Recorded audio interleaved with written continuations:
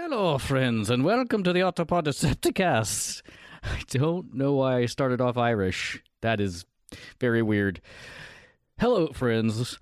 Let's do it American. Hello, friends, and welcome to a special Minisode. This one is from our recording with Mike and Alex regarding Tfnation and the reveal of the first draft of the Ron Friedman script for Transformers the Movie. Like our last Minisode, which was within More Than Meets the Pod, there was a lot of good meat still on that bone, to borrow a phrase from Mr. Seibert. Didn't quite fit into the episode proper, but was too good not to share, so we hope you enjoy this one.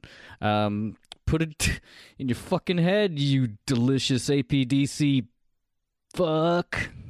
Aggressive. Aggressive and uncalled for. I apologize. Nor do I. Maybe that was sarcastic. That's right, I'm all over the map. You don't know where the shots are coming from. Woo! I shouldn't have done all that coke before recording this intro. All right, enough of this malarkey. Let's roll it!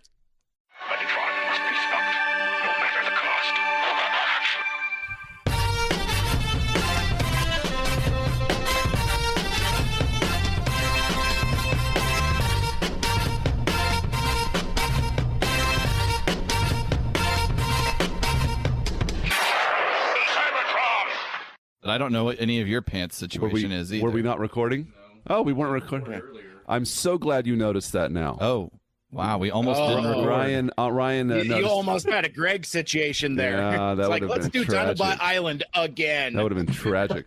I have all the time in the world. I have literally nothing to do today. That's why I'm here, you know. Awesome. What else? Nothing. Is it Saturday in the UK? Yes. So what is the day today? It's only 6 hours. Well, Australia's the other way, right? Okay, so it's Australia's the same direction. Just if you head east, you go ahead. Okay. So it could be east. It could be Tuesday in Australia for all I know. Well, it couldn't be. Well, it smells like Saturday. It's the day. And it's a bank holiday weekend here as well. So it's a bank holiday. That's awesome. We've got Saturday and Sunday, and then we've got Monday, which is a free day. So most people are going out usually on, well, it's a lot of days drinking. Yeah, that's... I've noticed awesome. your Instagram feed is insufferable because I'm like, look at how much better I'm doing than you. Ryan sets a pretty low bar, though. So. I saw the van out front. Somehow it looks worse than normal. 2 flat tires. I looked up on one of those websites where you can like put in, come get my shit, my junk car, and if I can get it run, it'll run. I just have to jump it and air up the tires. If I can get it running, basically I should be able to get like $400 for it. The problem is I doubt you'll ever air up the tires and jump start it. Well, the other problem is I have to take all the donation stuff out of the back of the van and put the seats back in, and that's another thing where I'm like, I don't want to do that. Work. Yeah, so I gotta. hard. Is that likely to happen? It's gonna happen. It's just probably I'll be talking about this in a year from now. Yeah. Well, I've had a 1965 Volkswagen Beetle off the road for 10 years. All I can recommend is axle stands. Just put it up on blocks, yeah. I think you should clean it up. Forget even making an automobile out of it. Just turn it into a spare room, basically. You could Airbnb put it on the side of that. Yeah, you could Airbnb it. Oh, what a treat that would be. An unair-conditioned, I guess you could put a window unit in it. Yeah. That sounds, this is going to be a money suck again. It sounds like the kind of thing that would be better suited to a Volkswagen bus. Nobody wants to. What is that? A Dodge Strata or something? What it's a Chrysler Town and Country. Oh, sure. Or perhaps the Grand Caravan, that type of deal. So why don't you just like make it like a pod shed, she shed thing? Just put like some microphones in there, and because it's sealed, right?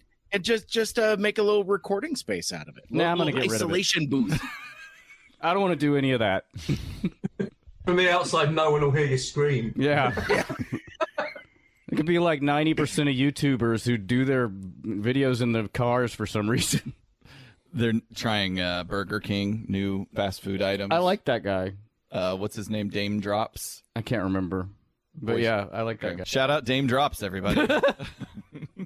Well, man, this is a good crew. I'm real happy that we got these guys together, and thank you guys for being flexible on the last minute sort of this would have even happened if Alexis, I think you were drunk or something, and you started letting us know that this panel was happening. We may have been among the first people in the United States to know anything about this panel based on your inside feedback.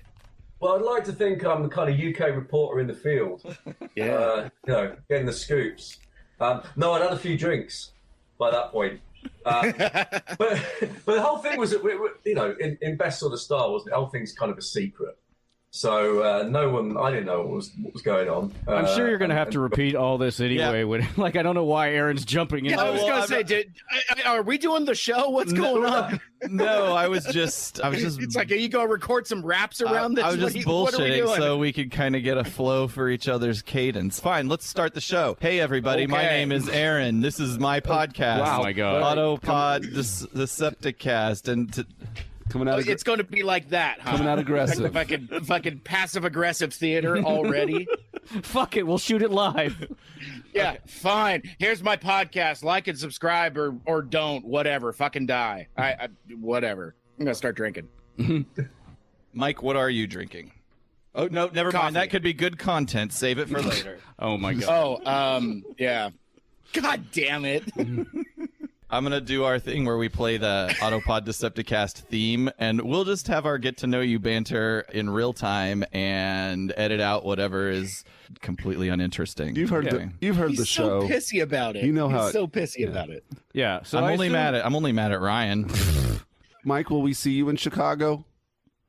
Well, put him on okay, the spot. so no, that's fine. That's fine. I actually have a prepared statement because, like, whether it's in the notorious APDC group text or on my my Instagram DMs, like Johnny Utah has been on my ass. He's like, you better be ready because you're going.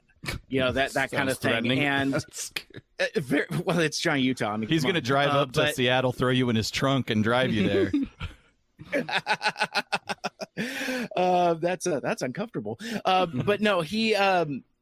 So a lot of folks have been asking me if I'm going to TFCon Chicago, and my answer for the last several months has been, yeah, tempting, but no, because mostly it's my wedding anniversary the week before. Oh, well, that's and it's a big one. It's a celebrating 75 years.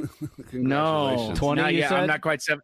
Yeah, 20. Oh, cool. That's early congratulations. That's all you had to say. Thank you. That's all you had to say. That is all I said, and that wasn't good enough for you assholes.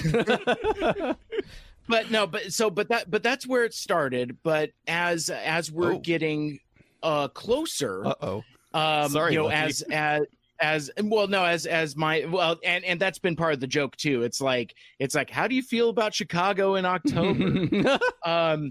So the long story short is that I'm not making any commitments, but I will say after a certain guest announcement, I am considering it. Okay. And there have been conversations. I don't know if there's ever going to be another time where I'm going to be able to get Peter Cullen to sign my poster. Mm-hmm. So that might be enough of a draw. I don't know if that makes me a hypocrite for saying, telling all of my friends who just want to hang out with me and enjoy friendship, no, I have like wedding anniversary or whatever. But then it's like, oh, Peter Cullen.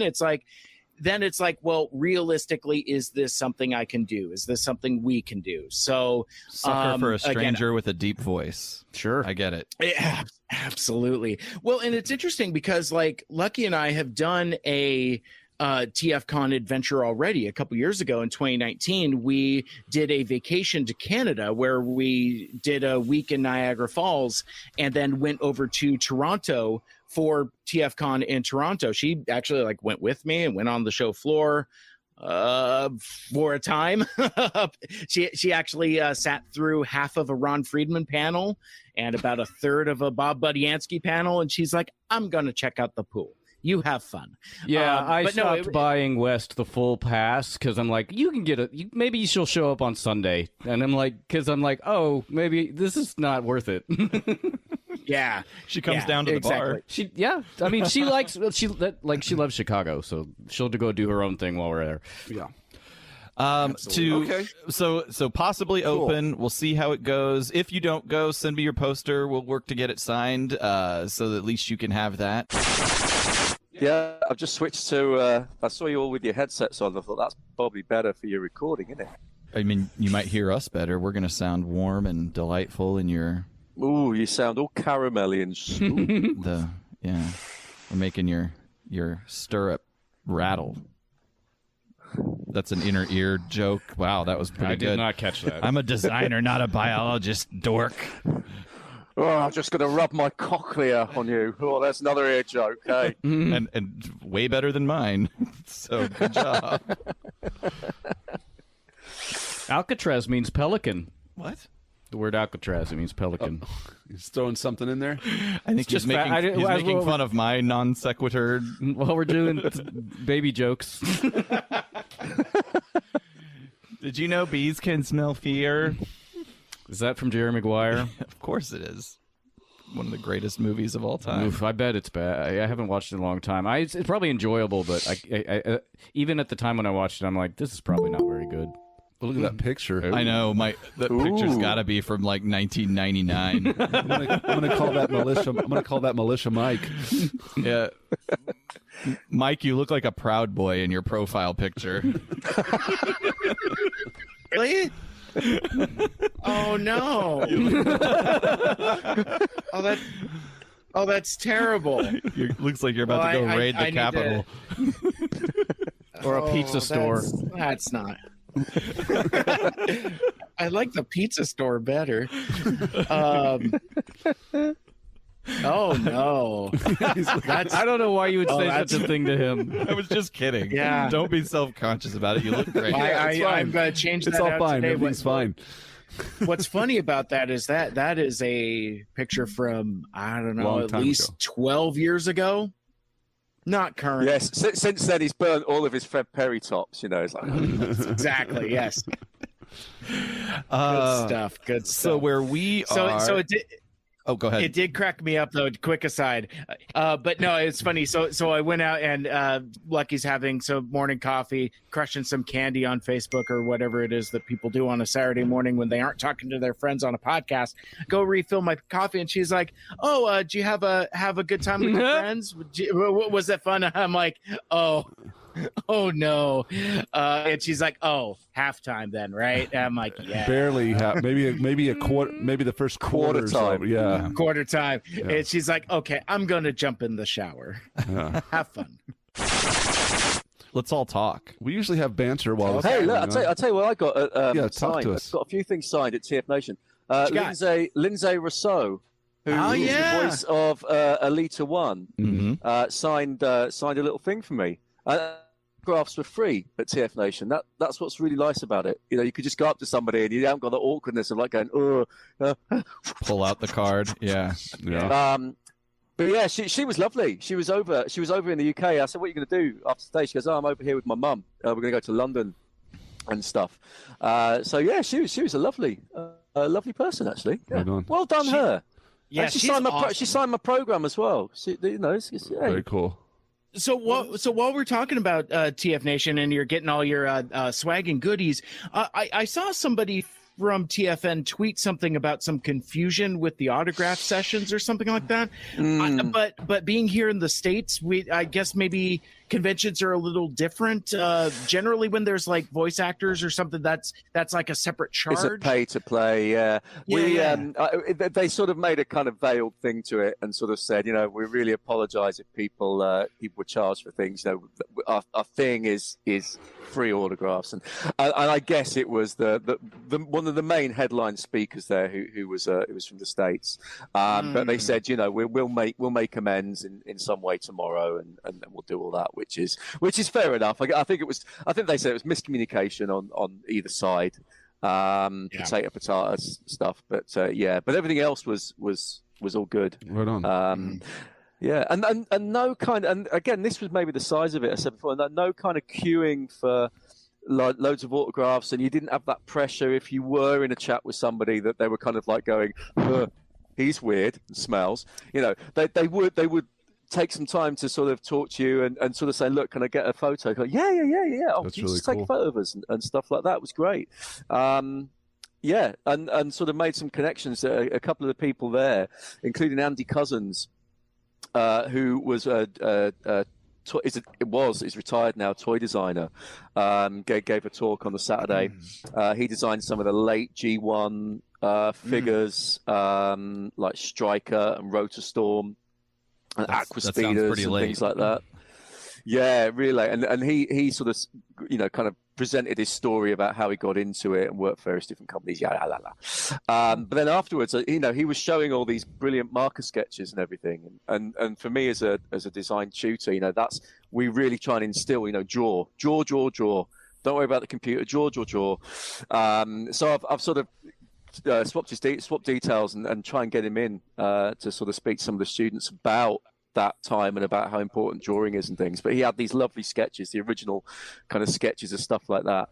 And you know, most of his all these questions of people like going, oh, but did you? He goes, no.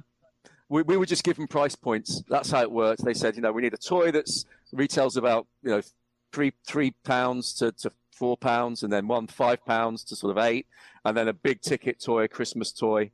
And we would just instinctively design something that fit in those price brackets. And I said, with something like the Aqua Speeders, would they just give you a brief that said, we need 3 cars? He goes, yep, exactly it. We need 3 cars at this price point. Huh. No personality development at that point? No, none of that. And I said, you know, did that come from the marketing team? And he said, yeah, you know, kind of probably. But they work with the engineers at Takara. He said, we're fantastic, you know, anything that we could kind of create, which was engineered. He said, you know, I'm a toy engineer. I knew how these things were kind of working. He said, but you turn it over to them in Japan and they would just kind of work their magic and would be amazing, you know, to be able to put this together. And I kind of asked him a question at his table and sort of said, you know, did you have to think about kind of health and safety? So we kind of instinctively knew that, you know, no pinch points, no things that are going to drop and splinter in someone's eye. You know, that was all. We already knew how to design toys, so that was never really a consideration. But I did ask him about the colors, because, you know, some of those the late G1, for me, they're like Saved by the Bell, right? You know, the color schemes, that sort of Loud magenta and sort of really loud schemes. He said, yeah, he said, no, he goes, and he showed me, he said, no, I specified the colors. He goes, I drew the thing. And I said, I want that bit to be pink and that bit to be teal and that bit to be blue or whatever. And he designed not only the toys, but the color schemes as well, which I always thought maybe was kind of an edict that came from Hasbro Takara that said, look, we need these 3 cars, but they've got to be in, you know, you sort of know about things, you know, when you come to sort of like colors that are in at the time, color trends, we need them in. And he said, as I recall, no, they just took the colors that we gave them. So yeah, fascinating little thing. That's really cool. But I will waffle on, and I did get Andy Wildman to sign some of my of my comics that I got at the time, and I got Simon Furman to scribble on one of my favourite covers there as well. So yeah, a good day was had by all. That's awesome. You got to get That's some. so cool. You got to get some booty while you're at the. Got to get con. some booty. Not bad for one day. Yeah, no kidding. Yeah, it was brilliant. I was like, oh, great.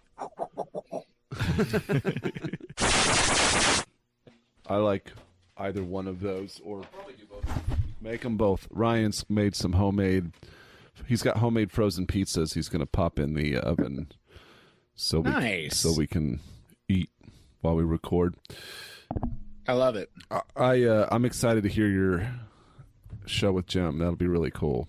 So that's going to be a lot of fun, actually. And again, I was. It's one of those things where inspiration needs to come from a reason. You know what I mean? It's like I was inspired by all this, and I was like, why don't I just reach out to him? So sure enough, I reached out to him on Twitter. I was like, hey man, do you want to come on my podcast and talk about this? And he's like, I would love to. And I'm like, oh shit. Well, now I got to figure out how to do it. It happened. Yeah. Well, yeah, it's great. I wonder if he's made any sort of other rounds on any kind of shows or anything like that.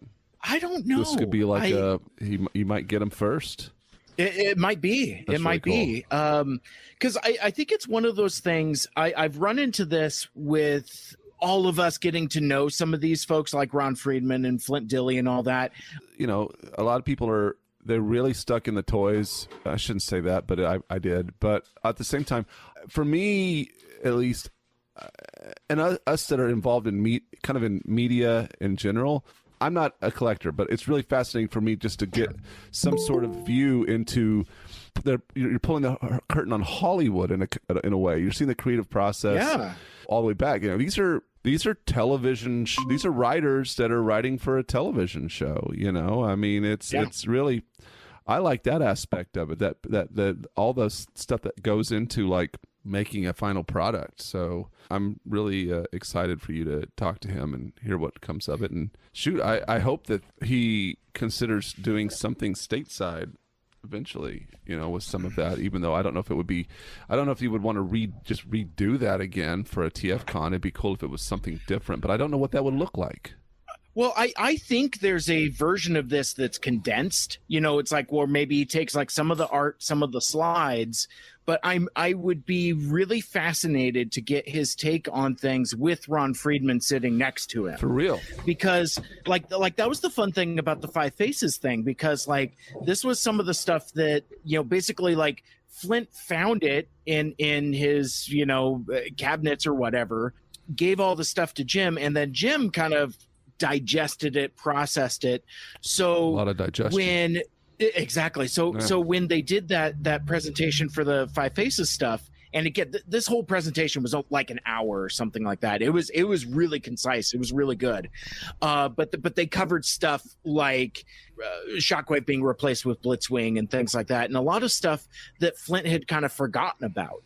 So it's like, so Jim brings stuff up, and then they kind of talk about it. Mm-hmm. So I guess in a sense, I could imagine that being something where Jim brings up a slide of Rails or the character designs or something like that, and it's like, you know, what were you kind of thinking? And he'd be like, well, I you know.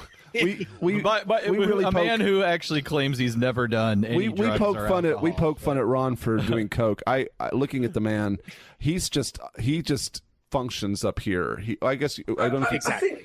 He's just coming into this as well. I think, you know, the fact that this was written in August 1984, and the Transformers franchise that barely hit the shelves by this point, and this stuff with Sumbo as an advertising vehicle was just in its thing. You know, they were kind of formulating what the whole mythos of this, and, you know, Bob Budiansky's kind of work underpinning it. This was still very much, we don't know where this is going, and this could tank. I mean, the one thing where Andy Cousins, the toy designer guy, he designed stuff that ended up being robotics, if you remember that. Robotics. And the American, you know, Hasbro took that, and, you know, it was just a construction, like Meccano. It was a construction set as it was originally designed. They imbued it with like characters of good versus evil. And, you know, we're not talking about robotics now. You know, we're spending, you know, 3 or 4 hours of our Saturday talking about a kid's commercial, elongated commercial. At the time, they would not have had any idea that this was going to go the way it has subsequently. I mean, even from the business end, I mean, I feel like they've got an inkling that they've got a hit on their hand from like a toy sales standpoint, but you still don't know. Trends come and go. You just don't know. The thing that really got me about this and was a bit of an eye-opener, I always assumed that the cartoon aired, that mini-series, the 3-parter, they're not, you know, up to roll with it and everything, and it's kind of like, we've got a hit on our hands, quick. We've got to do a movie. We've got to do some feature. We've got to capitalize on this. We've got a load of Takara stuff we want to push out eventually. Let's go and do that. But seemingly not. If you look at the dates, as soon as they were starting this, they thought, they must have said, I think I've got a gut feeling here. This is going to be a hit. Mm-hmm. We need to really get ahead of the curve here and commission a film straight away. Well, and part of the thing that we may cocaine or no cocaine. Well, yeah, I think Ron. I've tried reading his book. You know, we have his. I've yet to read that. It's a hard read, but I will say it's impenetrable. It's really hard.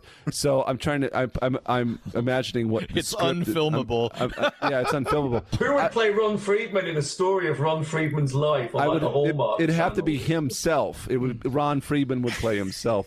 I will say Nicolas though, Cage as Nicolas Ron Cage. Friedman. Actually, that would be pretty good. Yeah, I'm for into real. it. We need to write a biopic. This is great. If you want somebody that gives you lots of nuggets, if you want someone that basically takes a shotgun to the page, he's the guy. He's gonna be inspiring. Yeah.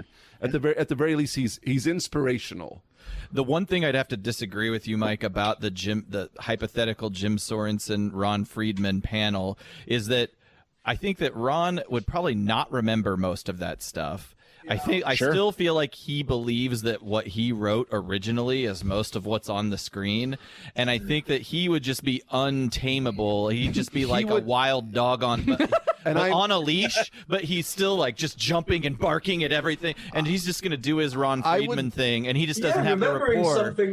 He doesn't have the rapport with Jim that Flint 40 does. years ago. Yeah, he's very keen. I mean, he seems to have a really He's good memory, sharp, but especially he's sharp. But I just think he'll be in his tunnel. You'd have to be ready for that. And he doesn't have the relationship with Jim that like Flint Dilley does, so they won't be able to have the back and forth. I think you'd have to. I think you'd have to approach it in a way where it's not like, "Hey, Ron, do you remember this?" It would be you'd have to take it at an angle where it's like, "Ron, you did this." You're pumping him up. Yeah, Ron, you have to feed his ego. Ron, you did this. This is really amazing. Do you have anything that you want to say? I mean, I'm being very, but anything you want to say about this or the creative process in general? You kind of almost got to approach it that way. And then he would make a weird dick joke, kind of mildly sexist reference, Maybe and a then little bit. With children in the audience. Yeah, but like I was mortified. Like he told like this Orson Welles Desi Arnaz story where it's like he's told that story so many times.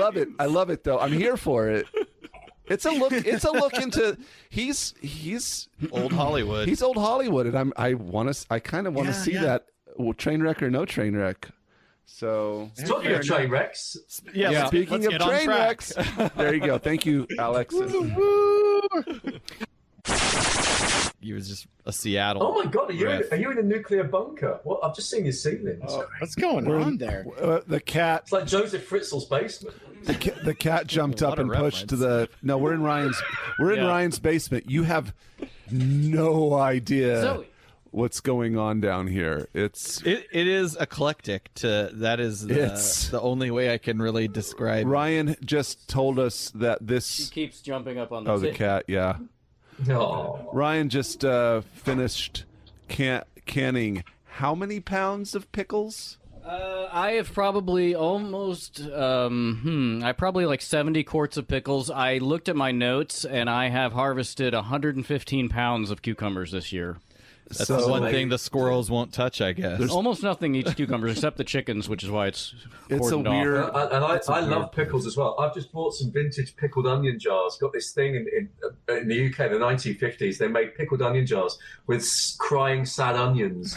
I'll go and get it later. It's brilliant. I've now started a collection. I've got a collection. Nice. That's funny. I've got a GIMP room behind my showbiz curtain behind me as well. Hey, look at that hair. Yeah. I mean, what a man to emulate. I mean, that's just like I gotta start doing that. So it's like, I've always had I was like put it like forward and but exactly. So and good thing my dude Alex has a very similar look as well. So it's well, but both you and Ryan, you've gone for the grey. Yeah, it's getting there as well. It's very long at the moment, and I did. I went and I dyed it, gray silver, and I'm like, I think I like it actually. I really do like it, and then I'm like, oh no, am I trying to copy Alex? Well, I've had this thing where it's like I really want to go because I tell you what, if you go grey, I was quite dark, and I went grey from the age of about 25. And I just stopped dyeing my hair because once you dye it, you're then known as that Just for Men guy. Yeah. Right? Yep. So once you go, it's such a shock to go back. But it changes the color palette of your outfit. Mm-hmm. So effectively, grey hair is like going blonde. So I now can't wear red because it just clashes with the follicles. Yeah, Ryan probably was considering that. Well, in looking at like even the pictures before before I bleached it and dyed it, where I'm it's pretty dark brown normally, and I'm like I don't know if now I'm just gonna keep bleaching and dyeing it because I like this so much better than the brown, but. It's not coming off, but I mean, Aaron's- I'll have my naturals. Yeah, Aaron Aaron's has very a natural. Yeah, I was gonna say you got a great silver texture going on, Aaron. I've always is. been jealous of your proto rockabilly look. It's like that's like talk about hashtag goals. My biological So- father, his is even more that. I mean, he has It's like a white. perfectly salt and pepper hair, and he's had it since he was probably like 35. But Hey, but look, we're hirsute. You know, we haven't gone bald. Got Correct. hair there. Correct. yeah, Well, you can't see the back of my head. yeah. Well, There's a pretty significant bald spot. we're all mostly genetically superior. Ryan's halfway there. I'm made out of all recessive genes. But I do dig Ryan's latter day RDJ aesthetic with the glasses and the hair and it's very cool looking. It's very Mad Men at the moment as well. Yeah. Yeah, you've got that kind of, 1960s ad exec kind of look. I'll take it. Sexy. He'll also grab your tushy in the hallway if you don't look out. Hey there, sugar tits. That's fine. She's like a lobster. She's got all her meat on the bottom. I've never heard that. That's a line from Mad Men. I don't remember that. I was gonna say, did Ron Friedman write that? Good lord. Where were we? Where were we? Okay. Like a lobster. God damn it. That is the Mad Men writers, not Aaron. For the record. You mess with the lobster, you get the claws. I call them my tweakers. What?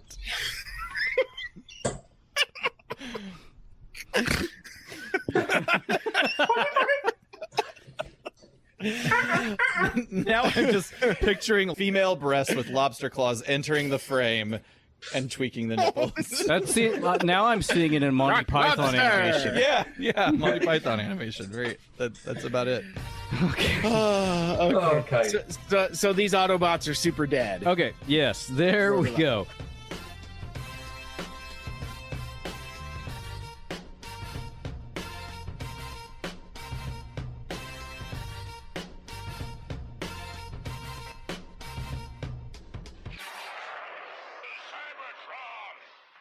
Autopilot Septicast is sponsored by Goshen.